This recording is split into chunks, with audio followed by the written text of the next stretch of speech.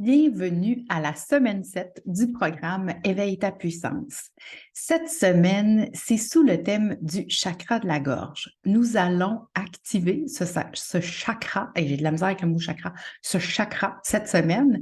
Et comment on active le chakra de la gorge? Eh bien, c'est le chakra de l'expression de soi, par la communication, mais aussi tout ce qui est notre langage interne. Alors, ce chakra-là, donc, qui joue un rôle essentiel dans la communication, et aussi dans la place que l'on s'autorise à prendre dans le monde. Parce que quand on se permet d'être entièrement soi, de communiquer, de dire ce qui est là, eh bien, on se permet de prendre notre place sans compromis. Et là, ça m'amène à vous faire prendre conscience combien de fois par jour, par semaine, par mois, dans l'année, peu importe, vous ne nommez pas exactement ce que vous auriez envie de dire. Bien entendu, le filtre est important, on ne veut pas blesser les gens, mais combien de fois on nomme pas ce qu'on a réellement besoin, ce qu'on a réellement envie, hein? Combien de fois on va faire comme ah oui, oui, tu sais, je vais y aller avec ça pour pas déplaire, pour pas être jugé, pour toutes nos peurs, toutes nos croyances qui prennent le dessus et qui nous empêchent de se nommer pleinement, de s'honorer pleinement. Alors, quand notre chakra de la gorge est équilibré, qu'est-ce que ça fait? Eh bien, ça nous permet d'accepter notre originalité et de bien vivre les expériences vécues parce qu'on apprend à prendre sa place et à se nommer. Alors, c'est vraiment notre capacité à communiquer avec confiance tout en étant authentique. Et ça, c'est tout un défi dans une vie. Alors, c'est un travail de tous les jours, d'apprendre à prendre sa place, de connecter à sa puissance, de rayonner pleinement qui on est. C'est un travail de tous les jours. Vous avez fait jusqu'à présent, on est rendu à la semaine 7. Il y a déjà des changements qui s'opèrent en vous. Vous prenez de plus en plus votre place. En tout cas, vous vous connaissez de plus en plus.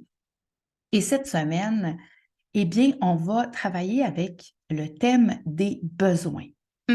Les besoins. Bien entendu, on a les besoins de base, le besoin de s'alimenter, le besoin d'avoir un toit.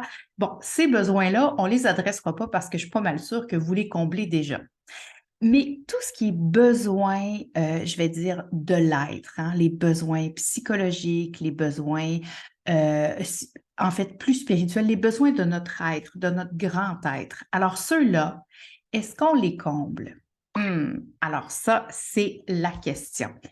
Combien de fois est-ce que, en fait, j'ai envie de vous dire, on passe notre vie, et surtout si vous êtes une mère, on passe notre vie à combler les besoins des autres, à répondre les besoins des autres, et les nôtres sont souvent mis en arrière-plan.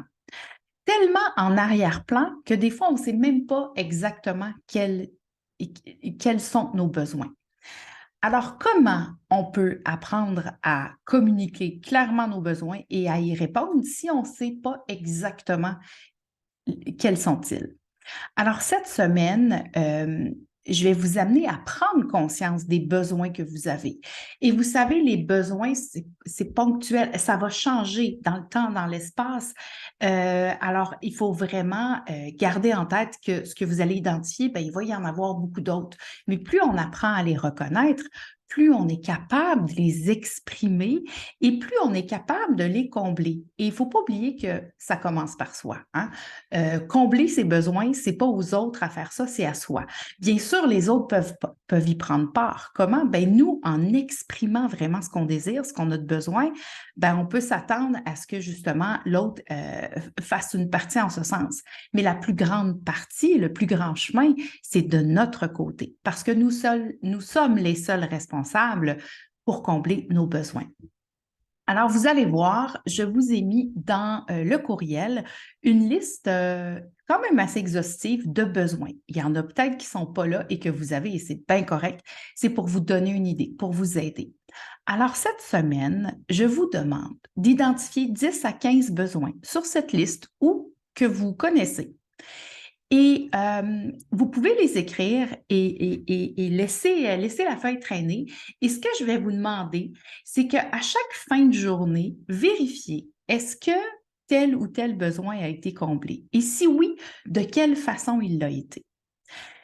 Et vous allez aussi vous rendre compte que certains de ces besoins n'ont pas été comblés dans la semaine. C'est sûr que là, on fait un travail en condensé hein, sur la semaine, mais c'est un travail de vie. Je veux juste vous amener un petit échantillon. Alors, si certains des besoins que vous avez nommés, que vous avez écrits, n'ont pas été comblés, eh bien, j'aimerais ça que vous écriviez de quelle façon vous pouvez arriver à les combler. Je vous donne un exemple. Par exemple, vous avez besoin de réconfort. Ça arrive. Et puis, quand je vous disais que c'est ponctuel, il y a des moments dans notre vie où on est un petit peu plus stressé, où on a des doutes, des angoisses. Qu'est-ce qu'on a besoin à ce moment-là? Bon, on a besoin de se sentir réconforté. Et ce n'est pas aux autres à le faire pour nous. Alors, nous, comment on peut répondre à ce besoin-là? Par exemple, si j'ai besoin de réconfort, ben, je pourrais me cuisiner un repas cocooning qui fait du bien, puis je pourrais me faire couler un bain, lire un livre, me dire des mots bienveillants à mon égard, hein, juste me dire que tout est correct, que ça va bien aller. Juste ça, ça vient répondre, ça vient combler notre besoin. Alors, pour tous les besoins qui n'auront pas été comblés cette semaine, par que ce soit des expériences que vous avez vécues, eh bien, j'aimerais ça que vous écriviez comment vous pouvez combler ce besoin-là.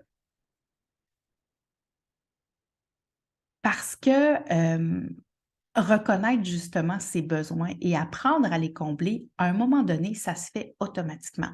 Et à un moment donné, on arrive à se questionner. Parce qu'un besoin non comblé, qu'est-ce qui se passe? Souvent, on va se sentir frustré, on va avoir de la colère, on va avoir peut-être même la sensation de ne pas être comprise, respectée, écoutée, entendue, tout ça. Tout ça, là, quand ça s'allume, quand vous êtes frustré, quand vous êtes en colère, vous avez des émotions, je veux dire, de basse fréquence, de basse vibration, posez-vous la question. Quel est mon besoin en arrière?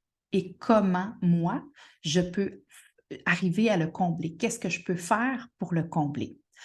Alors voilà, cette semaine, dans le thème de l'expression de soi, du chakra de la gorge, on apprend à reconnaître ses besoins, à les honorer et aussi à les combler. Et vous allez voir que à partir de ce moment-là, on arrive beaucoup plus à exprimer ce qu'on désire, exprimer aux autres ce qu'on désire, s'exprimer, c'est-à-dire faire des choix en conscience de ce que l'on veut.